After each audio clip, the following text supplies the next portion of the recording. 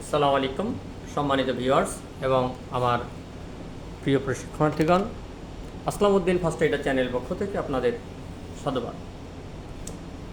আমরা আজকে শিখব গাম ব্লিডিং। গাম অর্থাৎ আমাদের যে মাড়ি দেখছি যার সাথে দাঁত লেগে আছে এটাকে গাম বলি। এই দাঁতের গোড়া দিয়ে যদি কোনো কারণে রক্তপাত হয় তাকে আমরা গাম ব্লিডিং বলি বা বাংলায় বলি দন্তরস। গাম ব্লিডিং বা দন্তরস কেন হয়ে থাকে? আমরা ভিটামিন সি এর কথা জানি, যার অভাবে স্কারভি রোগ হয়। এরপর দাঁতের গোড়ায় অনেক সময় পাথর হয়, ডেন্টাক্যারিজ এই কারণেও হতে পারে। আমরা যদি কখনো ডায়াবেটিসে সাফার করি, ডায়াবেটিসজনিত কারণে আমাদের রোগ প্রতিরোধ ক্ষমতা লোপ পায় এবং দাঁতের গোড়ায় ক্ষত সৃষ্টি হয়। এ কারণেও কিন্তু গাম ব্লিডিং হতে পারে। সর্বোপরি গাম ব্লিডিংয়ের গুরুত্বপূর্ণ কারণ হচ্ছে ডেঙ্গু।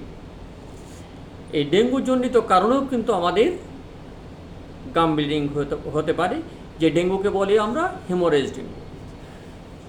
সাধারণত জ্বর নেই, তারপরে ডায়াবেটিস নেই, দাঁতে কোনো ক্ষত নেই, কিন্তু দাঁতের গোড়া দিয়ে রক্ত আসছে।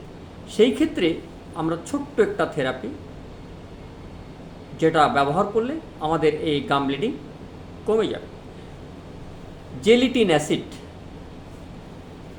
এক প্রকার তরল পদার্থ। জেলিটিন অ্যাসিড, এই অ্যাসিড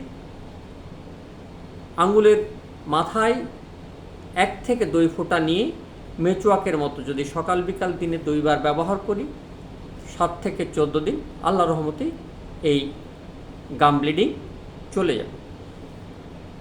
আর পূর্বে বলেছি যে যদি জ্বরের সিমটম থাকে, ডায়াবেটিস থাকে, তাহলে অবশ্যই একজন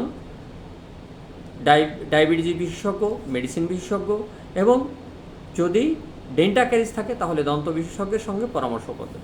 থ্যাংক ইউ। আসলামউদ্দিন ফার্স্ট এইডারের পক্ষ থেকে আবারও আপনাদের সাধুবাদ। আসসালামু আলাইকুম রহমতুল্লাহি ওয়া বারাকাতুহু।